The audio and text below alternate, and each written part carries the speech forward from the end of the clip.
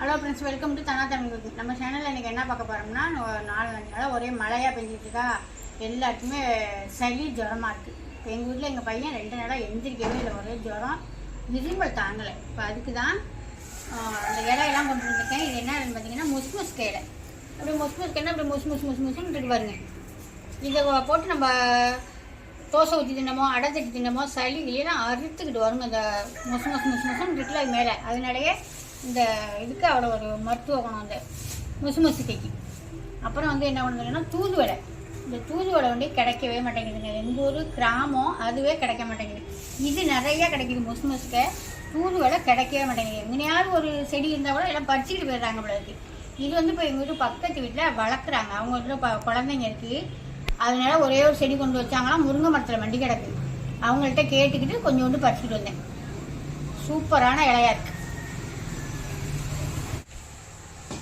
காலையில் இலை எல்லாம் ஆஞ்சமில்லைங்க. முசுக்க தூதுவளையெல்லாம் அதெல்லாம் இப்போ நைட்டுக்கு தான் இப்போ அரைக்க போகிறேன். இப்போ இது எல்லாத்தையும் நல்லா சுத்தமாக அலசி எடுத்துக்கலாம். அப்புறம் இது இந்த முள்ளு முருங்கைன்னு சொன்னால் அது இந்த இது முயலுக்கு எல்லாமே கொடுப்பாங்க. அதுதான் இது நம்ம அந்த அடையோடு சேர்த்தோம்னா சளிக்கும் நல்லது. அந்த அந்த அடை சூப்பராக நல்லா அது ஒரு வாசமாக அவ்வளோ அருமையாக இருக்கும். இதெல்லாம் இப்போ கிடைக்கவே மாட்டேங்குதுங்க. முன்னாடியெல்லாம் கிராமத்தில் நிறைய வேலியாக இருந்துச்சு. வேலி ஃபுல்லாக இருக்கும். இப்போ எல்லாம் சுத்தமாக கிடையாது. இதெல்லாம் அழிஞ்சு போச்சு. ஆனால் இதெல்லாம் மருந்துக்குள்ளது தான். நாங்கள் சின்ன பிள்ளையா இருக்கையிலே இதெல்லாம் அரைச்சி போட்டு தான் அடை தட்டி கொடுப்பாங்க. இப்போது வேலியில் கடந்துருக்கும் பொழுது எங்கேயோ போய் எங்கள் அப்பாவை 2 கொத்து பறிச்சுன்னு கொடுத்துருக்காங்க. அது 4 கொத்து பறிச்சாங்க கொடுத்தாங்க. அதில் 2 கொத்தை எங்கள் பொண்ணுகிட்ட கொடுத்தாச்சு. இப்போ 2 தான். இதை எப்படி ஆஞ்சிக்கணும்னா இந்த மாதிரி கொழுந்தாக எடுத்துக்கோங்க. அவங்க முத்தலாக இருந்துருக்கும்போது முத்தலாக பறிச்சுட்டு இருக்காங்க. பரவாயில்ல, போட்டு அரைப்போம்.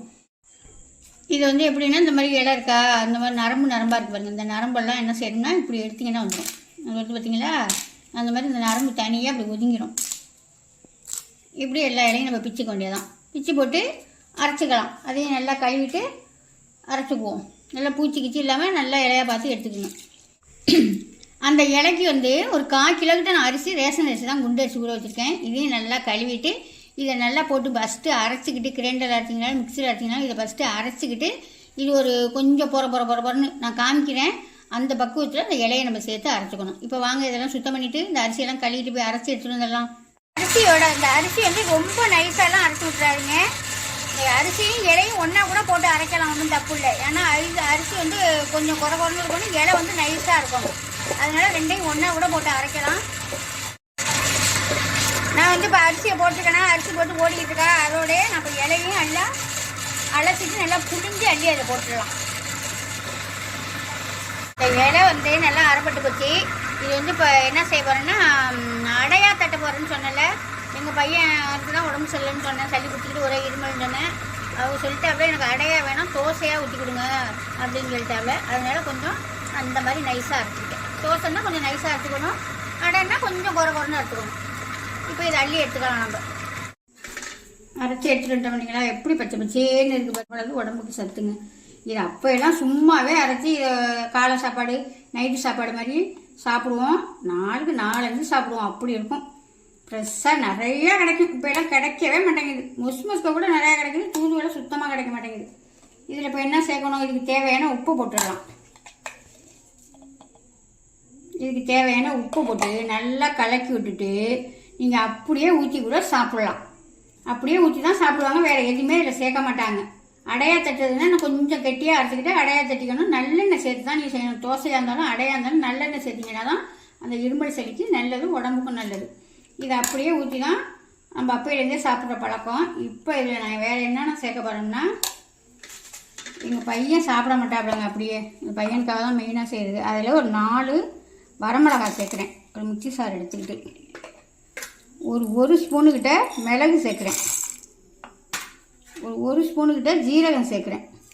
இது எல்லாமே சளிக்கு நல்லது தான். மிளகு ஜீரகமாக சேர்த்து செஞ்சோம்னா மிளகாய் நான் கொஞ்சம் சேர்க்குறேன். நீங்கள் மிளகாய் சேர்க்காமல் விட்டுட்டிங்கன்னாலும் நல்லது தான். இல்லை உங்களுக்கு வேணும்னா நீங்களும் சேர்த்துங்க. இதை இப்போ குறன்னு நம்ம அடித்து எடுத்துகிட்டு வந்துடலாம். எப்படி நுணுக்கி எடுத்துகிட்டு வந்துட்ட மாட்டிங்களா, 2 மிளகாய், ஜீரகம், மிளகு. இதை இப்போ இதில் சேர்த்துக்கலாம். சேர்த்து நல்லா கலக்கி விட்டுட்டு அடுப்பு பற்ற வச்சு ஊற்ற வேண்டியதான். இது கிழிக்கலாம் வேண்டியதில்லை. முடக்கத்தான் தோசையெல்லாம் செஞ்சோம்னா அதெல்லாம் புளிக்கணும். இது புளிக்க வேண்டியது நல்லா கலக்கி விட்டுக்கலாம். எங்கள் பையனை சாப்பிட சொல்லணும்னா இந்த மாதிரி மிளகாலாம் சேர்த்தா தான் ஒன்று சாப்பிடுவாப்புல. ஒரே இருமல் 2 நாளாக உடம்பு சரியில்லை. மெடிக்கலில் மாத்திரையை வாங்கி சாப்பிட்டுட்டு 2 நேரம் தலைமுழு வேற ஒத்துக்க மாட்டேங்குது. தலை முழுவாமே இருக்க முடிய மாட்டேங்குது. அதோடய தலையும் முழுகிட்டு இருக்காப்லையா. சரி இதை செஞ்சு கொடுக்கலாம் அப்படின்னு தோசையை ஊற்றிடலாங்க. இப்போ அடுப்பு பற்ற வச்சு தோசையை ஊற்றிடுவோங்க. இப்போ நல்லா கல் சூடாயிட்டு இப்போ கொஞ்சம் கொஞ்சமாக எடுத்து ஊற்றிக்கலாம். ரொம்பலாம் நம்ம தோசை மாதிரிலாம் அது தடவை நைஸாலாம் ஊற்ற முடியாது. ஒரு அளவுக்கு தான் தடவிடலாம். அவ்வளோதான். இதை சுற்றி நல்லெண்ணெய் ஊற்றி அடுப்பை ரொம்ப வேகமாக வைக்காமல் சிம்மில் வச்சு நல்லா வேக வச்சு எடுத்துக்கலாம். இங்கேதான் நான் இந்த மாதிரி நல்லெண்ணெய் தான் ஊற்றுவேன். இந்த மாதிரி நல்லெண்ணெய் சேர்த்துங்க, உடம்புக்கு ரொம்பவே நல்லது. இல்லை 4 பக்கம் கொஞ்சம் அதிகமாகவே ஊற்றிங்க. ஊற்றி நல்லா வேக வச்சு உங்களுக்கு மெதுன்னு வேணால் மெதுவாக எடுத்துக்கலாம். நல்லா பொறன்னு வேணுனாலும் நல்லா வேக விட்டிங்கன்னா நல்லா உடைக்கிற அளவுக்கு வரும். நான் சாப்பிட்டா தான் இப்போ தோசை மாதிரி தான் சாப்பிடுவேன். அவ்வளோ தம்பி அந்த மாதிரி ஊற்றி கொடுத்துட்டு வரட்டது ஊற்றி கொடுத்துட்டு மற்றபடி நம்ம ஊற்றி சாப்பிட வேண்டியதான். இந்த மாதிரி இலையெல்லாம் கிடைக்கும். இப்போ எங்கள் ஊர்லெலாம் கிராமத்தில் கிடைக்கிது. டவுனில் உள்ளவங்களுக்கெல்லாம் கிடைக்காது. கிடச்சதுன்னா இந்த மாதிரி செஞ்சு சாப்பிட்டிங்கன்னா சளி இருமெல்லாம் கண்டிப்பாக நல்லா கேட்கும். 2 வேளை 3 வேளை தொடர்ந்து சாப்பிட்ணும். சூப்பராக தோசை ஊற்றி பெரட்டி போட்டு நல்லா வேக வச்சுட்டேன். இதை இப்போ நம்ம எடுத்துக்கலாம். ஆனால் இந்த அளவுக்கு சாப்பிட்டா எடுத்திங்கன்னா தோசை சாப்பிட்றதுக்கு நல்லாயிருக்கும். இன்னும் உங்களுக்கு முறை வேணும்னா முறை விட்டுருங்க. இன்னும் சத்த விட்டிங்கன்னா முறை ஆகிடும்.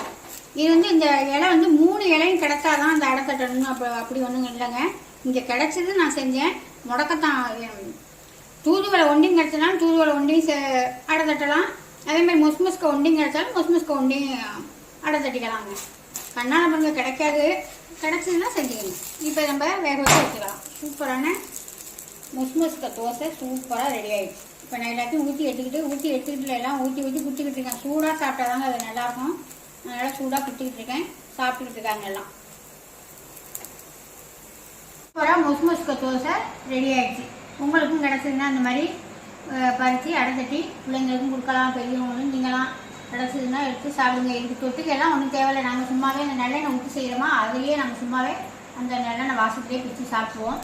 அப்படி இல்லை சாப்பிட முடியலன்னா பூண்டு, பட்டை மிளகாய், உப்பு இது 3ஐயும் வச்சு அரைச்சி தொட்டுக்கிட்டு சாப்பிட்டீங்கன்னாலும் சூப்பராக சாப்பிடலாம். நிறையா சாப்பிடலாம். வாசமாக அது ஒரு வாசமாக இருக்கும். நம்ம மாவு தோசையோட இந்த தோசை சாப்பிட்றதுக்கு சூப்பராக இருக்கும். மிளகு ஜீரகம் 2 பட்டை மிளகாய் சேர்த்தனா அதனால என்னன்னா காரம் அந்த மிளகு ஜீரக வாசம் அதெல்லாம் சேர்த்து சாப்பிடல அருமையாக இருக்குது. நீங்களும் இந்த மாதிரி சேர்த்து வேணாலும் செஞ்சு பாருங்கள். சேர்க்காம வேணாலும் செய்யலாம். கண்டிப்பாக மிளகாய் சேர்க்கறனாலும் மிளகு ஜீரகம் சேர்த்து செய்யுங்க. சளிக்கு நல்லது. அவ்வளோதாங்க. இந்த வீடியோ பிடிச்சிருந்தா ஒரு லைக் பண்ணுங்கள். ஃப்ரெண்டுக்கெல்லாம் ஷேர் பண்ணுங்கள். மறந்து நம்ம சப்ஸ்கிரைப் பண்ணுங்கள். பாய்.